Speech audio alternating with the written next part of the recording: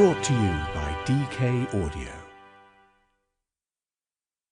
Timekeepers, Ancient Olympics by S.J. King, read by Dion Mason.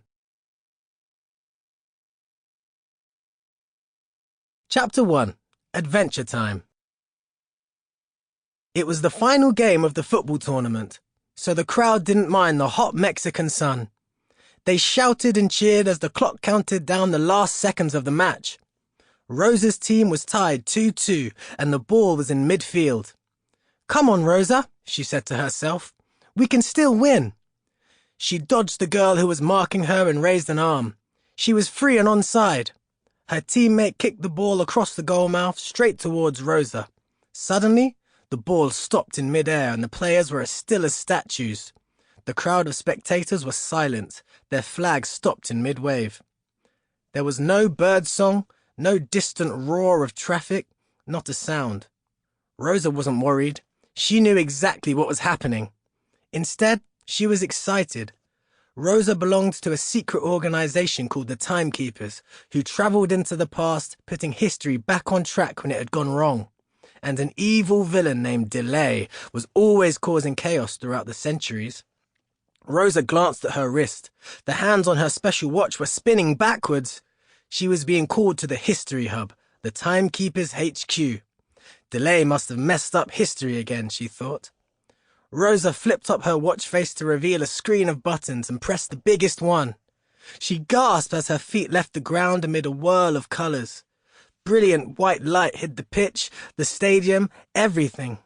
The next moment, Rosa's football boots touched down and the white light shimmered and disappeared. She was inside a fantastic museum. Its shelves and glass-fronted display cabinets were crammed with historical objects. The History Hub. "Rosa here," she called, then glanced at some of the objects. A young prince's crown from the 14th century, a papyrus scroll from ancient Egypt, and a gold locket containing a piece of paper that was too fragile to unfold. Something rustled. Rosa looked up at a large cuckoo clock on the wall. A little red door opened and a bright-eyed bird looked out. "Cuckoo!" the bird said. "Hi, Tempo," said Rosa. "Am I first to arrive?" "Cuckoo!" the bird replied, bobbing her head. White light flashed and a dark-haired girl appeared. "Yasmin here," she said. Yasmin loved all things technology. "Flash!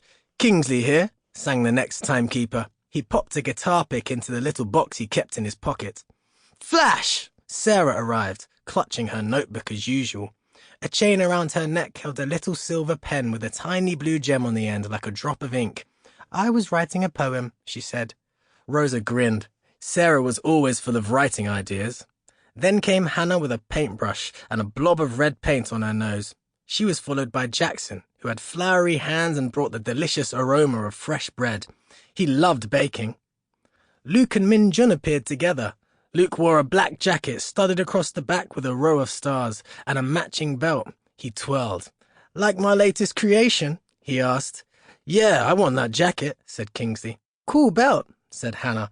"And look at what Min Jun's made," she added. What is it, Min Jun?" "It's a baggage truck for my model airport," he said.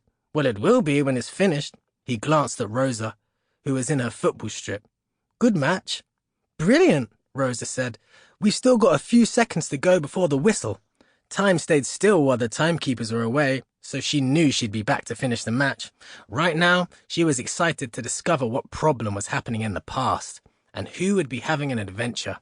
The timekeepers gathered around an empty glass display case. A ball of light filled the case, then splintered into white sparks. The sparks cleared to reveal a small red and black jug with a stopper in the top. The neck was long and narrow with a loop-shaped handle, and it was decorated with running figures on one side and two wrestlers on the other. "The pictures seem to tell a story," said Sarah. "A sporty story." Jackson opened the display case and took out the tiny jug. He removed the stopper and sniffed. "It's olive oil," he said. "The painting's in an ancient style," Hannah said thoughtfully. "I think this object must be an ancient Greek flask." "I think you're right," said Rosa. "I've read that athletes used to oil their bodies before playing sport." Sample complete.